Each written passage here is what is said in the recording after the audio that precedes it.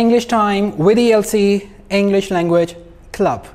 I've written 2 words on the board, and one is pronounced with z, buzzing sound, and second is pronounced with snake sound. If you pronounce with the same sounds, so it will give you a different meaning. So you should not change the meaning with its sounds. See, z, do, z, z, z. When you pronounce it with z sound, it means to have a short sleep.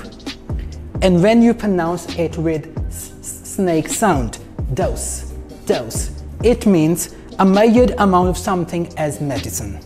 When you go to a doctor, doctor says, take 1 dose, z, dose. Dose means short sleep. So you should say 1 dose 3 times a day. 1 dose. Pronounce it with dose when you are talking about medicine. And when you are talking about short sleep, you will pronounce it with z, dose, while working. Thank you. Well, let's learn another word, shall we? Come here. Immediately. Immediately. Pronounce it with d. Do not pronounce with j. Do not say immediately. Pronounce with d sound. Immediately. Can you pronounce it? Yes, immediately. Thank you. Well, time to learn another word. I'm here to correct yourself. When you go shopping, you buy a shirt and that shirt doesn't fit you. And you say, it's loose. Loose. Not lose. Loose. Thank you. Well, English time with ELC English Language Club. Time to learn another word. Purchase. Purchase. Purchase. Can you pronounce it? Purchase. Yes. I do the washing up. Over here, do is the main verb. It's an action verb, and it shows my habit again. It shows my routine again. It does not show मैं ये करता हूँ. Please ता हूँ को ख़त्म कीजिए. I'll help you removing ता है, ती है, रहा, रही. How? I'll teach you later. Right now I'm telling you the use of V1. V1 tells us our habits. Habits are routine. I sleep early at night. This is my habit. This is my routine. Helping verbs, as I've told you earlier, I've taught you earlier, helping verbs help the main verb. Over here, I do not do my homework. I do not do. To make the main verb negative, you have to use do not or does not. Where to use do not or does not, everybody knows, but I'll tell you today as well. I don't do my homework. Whatever your habit is, you will make it positive. Well, if you ride a bike, this is your habit. I ride a bike. If you drive a car, this is your habit. I drive a car. And if it's not your habit, you simply make it negative. I don't drive. If to cook something is your routine, you say I cook something. If you don't, simply say I don't cook anything, but I eat a lot. I don't do my homework. You make the main verb negative with the helping verb. Well, to make it interrogative, do you offer prayer? I'll tell you again. Do over here is a helping verb. Offer is a main verb. अब क्या होता है कि अब एक question है, do you offer prayer? तो हम क्या करते हैं, इसको समझने की बजाय इसकी ट्रांसलेशन शुरू कर देते हैं. Forget about it. अब इसमें do you offer means आपने किसी की अगर हैबिट पूछनी है, अगर आपने किसी से किसी की रूटीन पूछनी है, सेकंड पर्सन की रूटीन पूछनी है, तो पूछोगे do you offer prayer?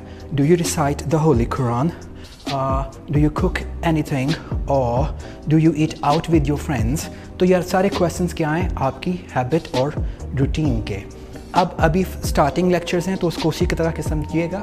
Do you offer prayer, इसका आंसर आप देंगे येस आई डू, और इसका नेगेटिव आंसर अगर ये आपकी रूटीन लाइफ में नहीं है तो I don't. Remember, I'll tell you or I will teach you whatever grammar says.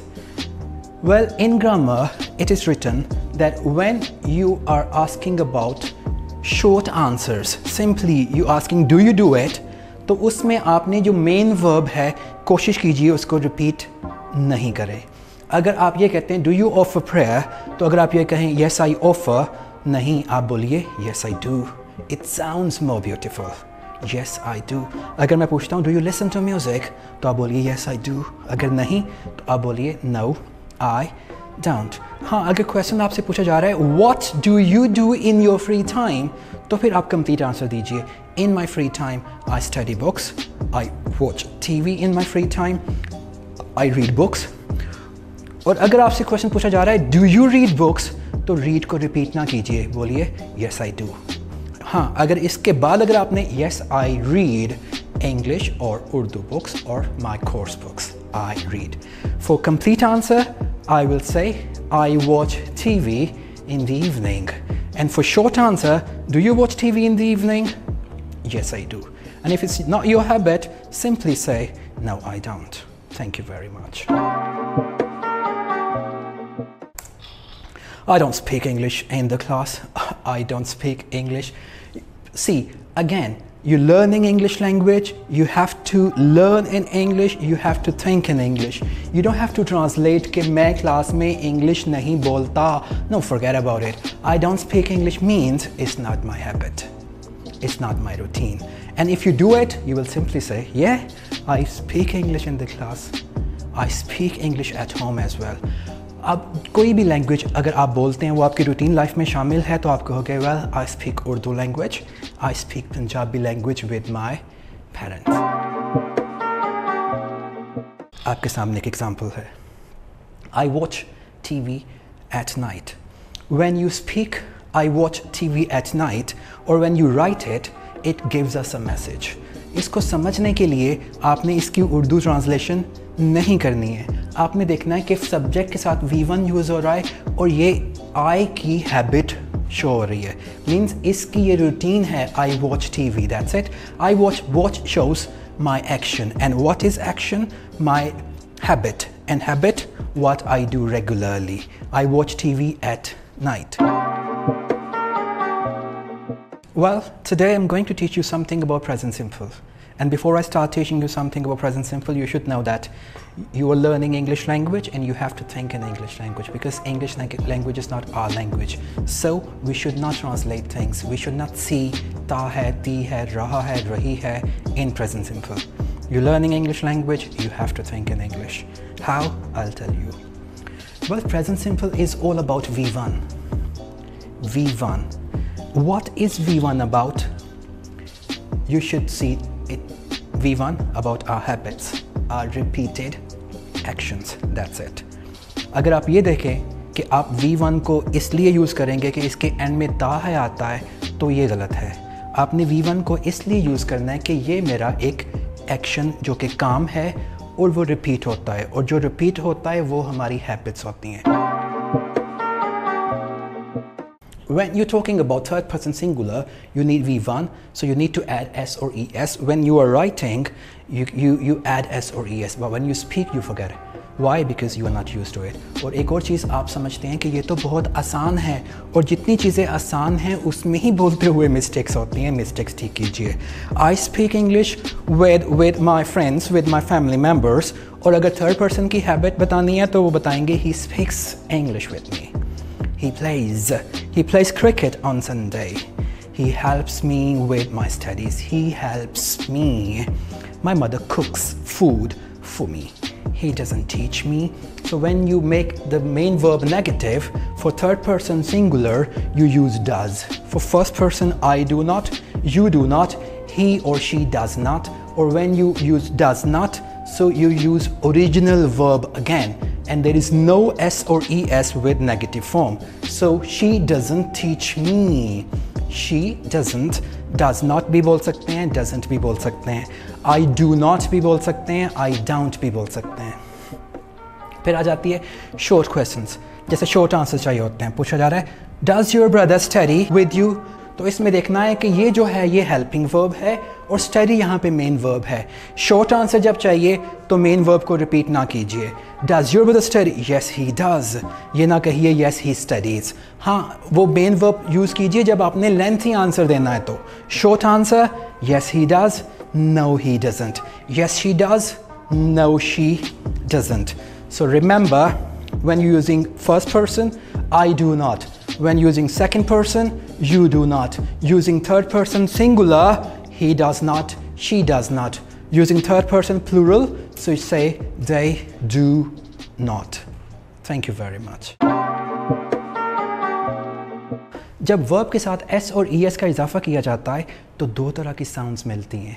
एक साउंड को बोलते हैं स्नेक साउंड, और वो स्नेक साउंड कैसे बोली जाती है, और एक को बोलते हैं बजिंग साउंड, और वो कैसे, इसको डिफ्रेंशिएट कीजिए और जब बोलिए तो इसका ख्याल रखिए। देखिए, अब एक वर्ब है, अगर मैं अपने फर्स्ट पर्सन की बात कर रहा हूँ, आई ईट माई ब्रेकफास्ट, लेकिन थर्ड पर्सन की बात करूँगा तो he eats, snake sound, he eats breakfast. First person, I sleep, or he or she sleeps. I cook, or he or she cooks. I get up, or he or she gets, etc. Some other verbs. I watch TV, but when I'm talking about he or she watches. Mostly students pronounce watch, it's not watched, watches. He watches TV in his free time. I listen to music, or he or she listens, buzzing sound, listens. I offer, he or she offers. I play cricket, or he or she plays, right? What I have said earlier, there are two sounds when you add s or es with the main verb. First one, snake sound. Snake sound eats, sleeps, cooks, gets, etc. And mosquito sound, watches, listens, offers, plays, etc. Moving forward. Snake sounds and mosquito sound.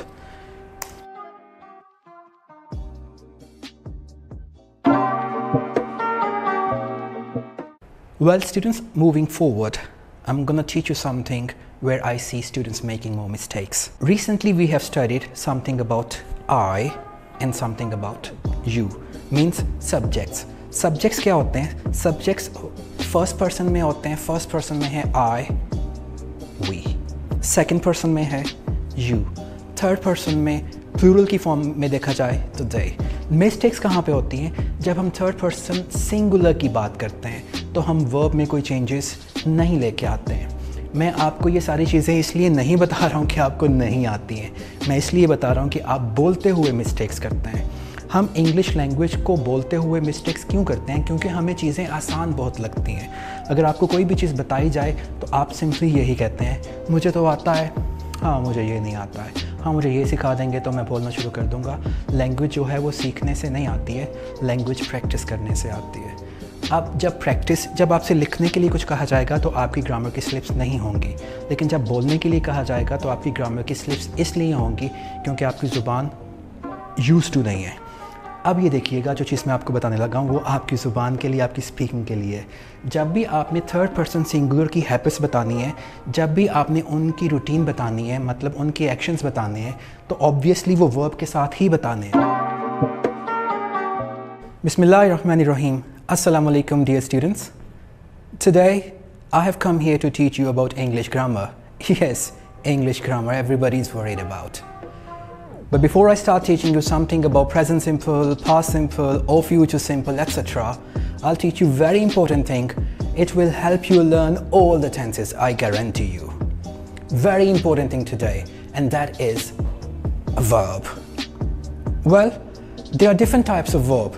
Action verbs, linking verbs, helping, and main verbs.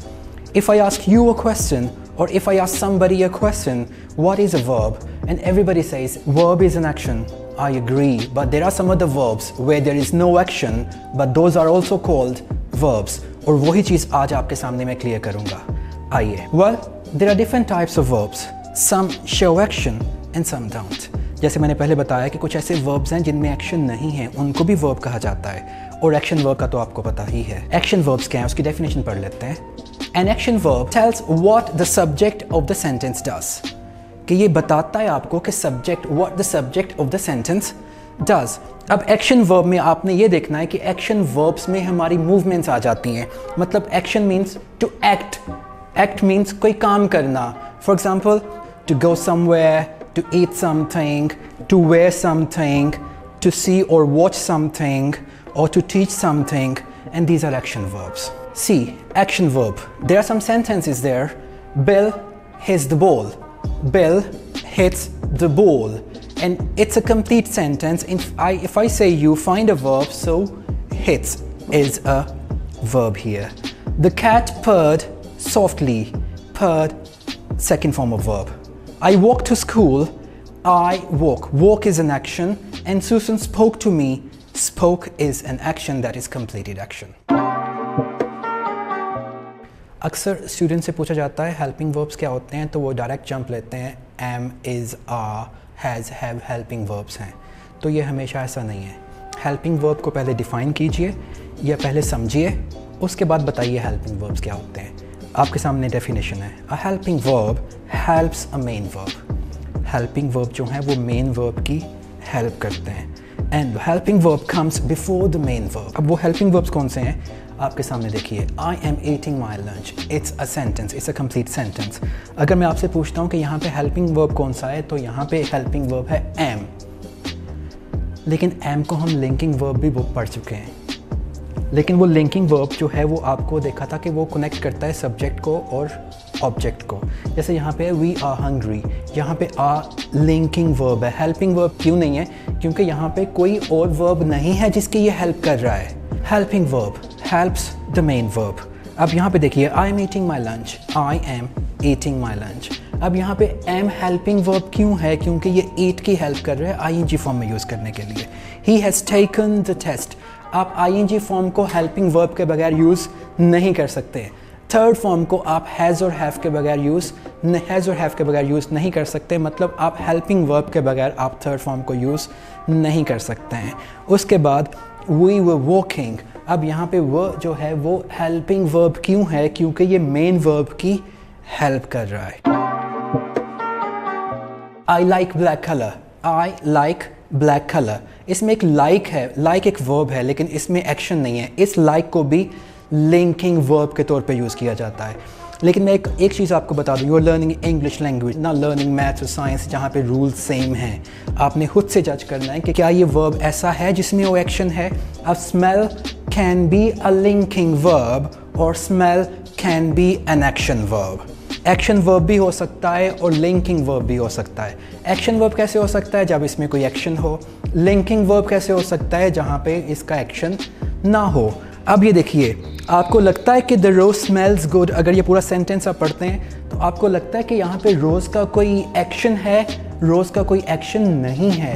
यहाँ पे रोज़ की state बताई जा रही है, इसलिए इसको stative verb भी बोलते हैं और इसको लिंकिंग वर्ब भी बोलते हैं. अब स्मेल एक्शन वर्ब कैसे हो सकता है?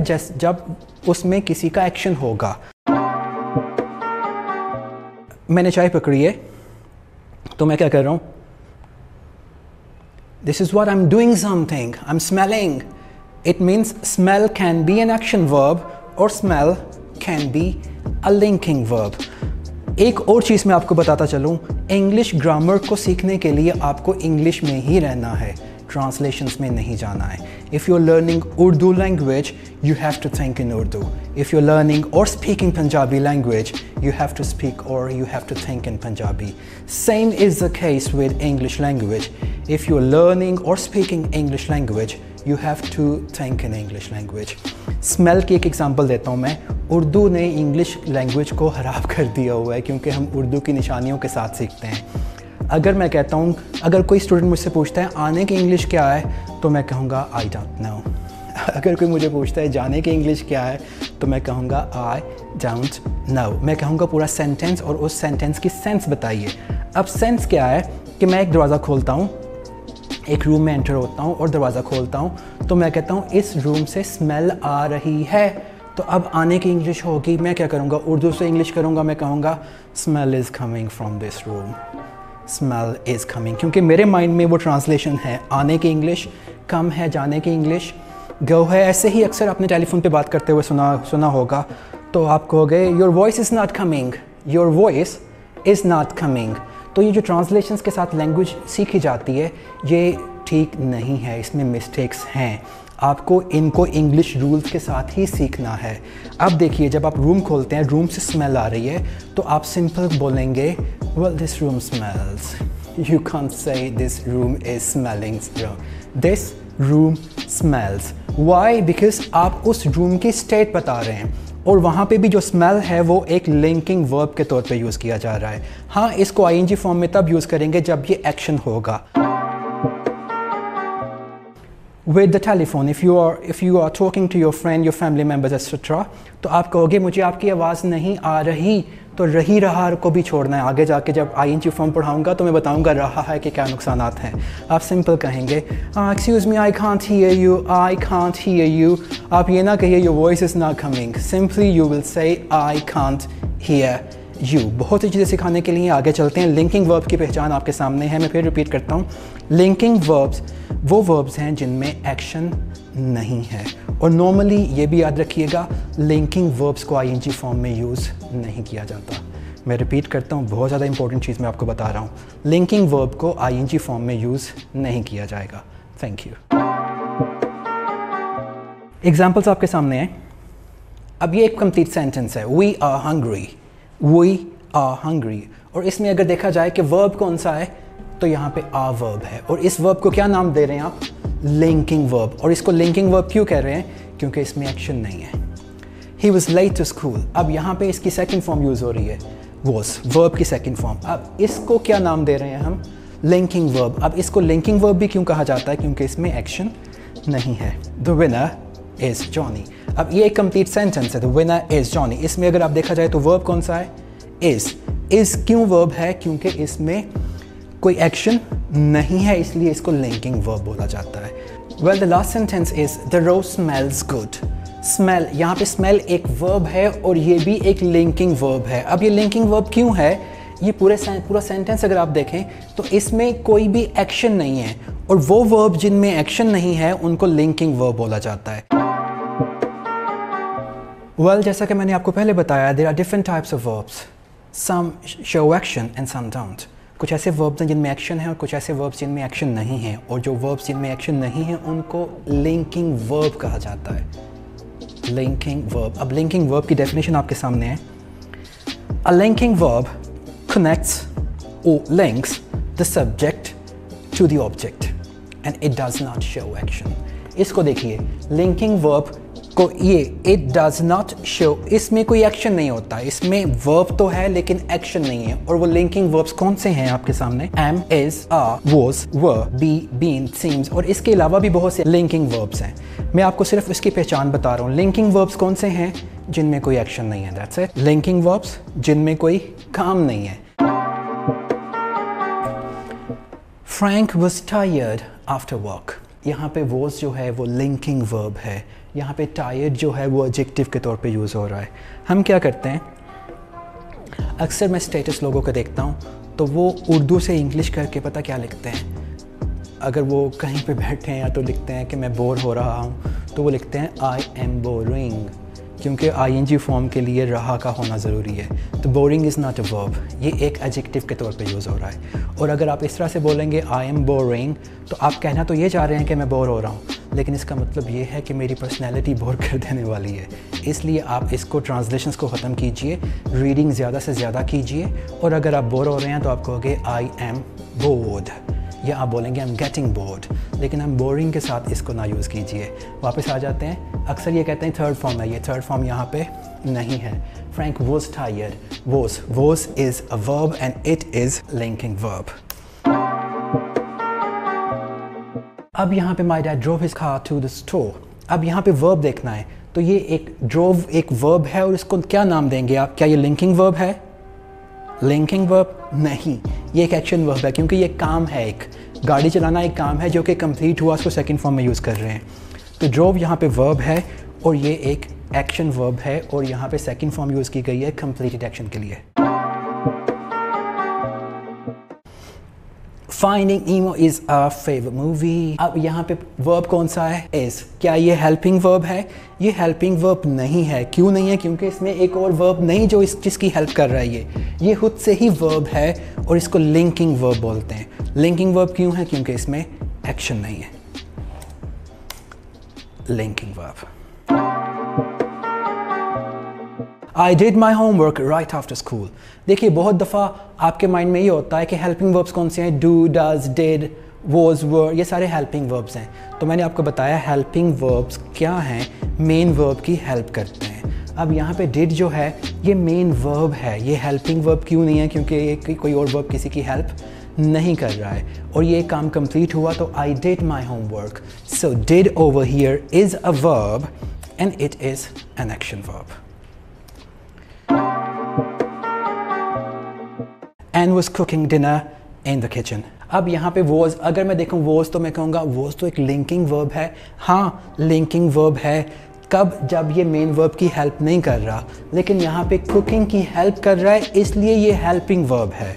And was cooking helping verb. was cooking यहाँ पे वर्ब है और सबसे पहले हेल्पिंग है और उसके बाद ये मेन वर्ब है. इसको ing फॉर्म में यूज़ करने के लिए आपको हेल्पिंग वर्ब से हेल्प लेना है. The boys were playing in the park. अब यहाँ पे were अगर देखा जाए, पहले स्लाइड्स में आपने देखा है कि was were जो हैं वो हेल्पिंग वर्ब्स हैं और was were लिंकिंग वर्ब्स भी हैं. लिंकिंग वर्ब्स कब हैं? जब ये सब्जेक्ट और ऑब्जेक्ट को लिंक करते हैं. हेल्पिंग वर्ब्स कब हैं? जब ये मेन वर्ब की हेल्प करते हैं. तो ये were यहाँ पे इसकी हेल्प कर रहा है ing फॉर्म में यूज़ करने के लिए. So were playing यहाँ पे वर्ब्स हैं और एक हेल्पिंग वर्ब है और दूसरा main verb. Sarah competed in the track meet. अब यहाँ पे देखिए वर्ब कौन सा है? competed. तो इसको क्या नाम देंगे? लिंकिंग वर्ब देंगे? नहीं, एक्शन वर्ब, क्योंकि ये एक्शन कंप्लीट हुआ है. तो अब देखिए ये एक्शन कंप्लीट है तो इसको एक्शन वर्ब. एक्शन वर्ब जिनमें एक्शंस हैं, लिंकिंग वर्ब्स जिनमें एक्शन नहीं है, हेल्पिंग वर्ब जो कि main verb. Well, the ocean water tastes salty. अब यहाँ पे tastes. अब यहाँ पे देखिए ये taste एक वर्ब है. अब आप मुझे बताइए क्या ये एक्शन वर्ब है? नहीं, ये एक्शन वर्ब क्यों नहीं है? क्योंकि यहाँ पे ओशन वाटर की स्टेट बताई जा रही है, उसका एक्शन नहीं बताया जा रहा. तो जब इसमें कोई एक्शन नहीं है तो ये लिंकिंग वर्ब है. अगर एक्शन है तो एक्शन वर्ब. हाँ, अगर कोई खाना पक रहा है तो आप उसका टेस्ट कर रहे हैं तो हाँ, यू आर टेस्टिंग. लेकिन यहाँ पे water, ocean water is not testing anything. So the ocean water tastes salty. I will teach you the list of helping verbs.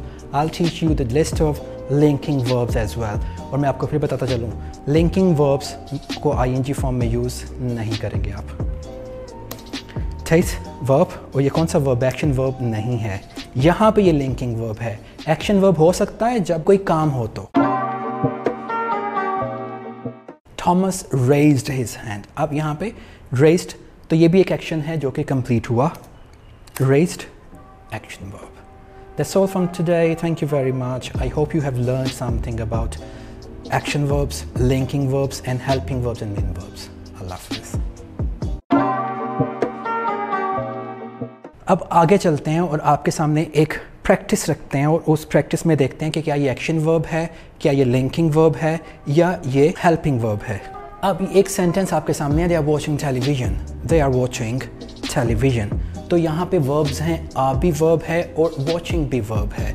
अब इसको हम हेल्पिंग वर्ब बोलेंगे. हेल्पिंग वर्ब क्यों बोलेंगे? क्योंकि ये इस वॉचिंग की हेल्प कर रहा है. देखिए क्या ये ठीक आंसर है? यस, इसमें वर्ब्स हैं आर, वॉचिंग और एक जो है वो हेल्पिंग है और दूसरा मेन वर्ब है.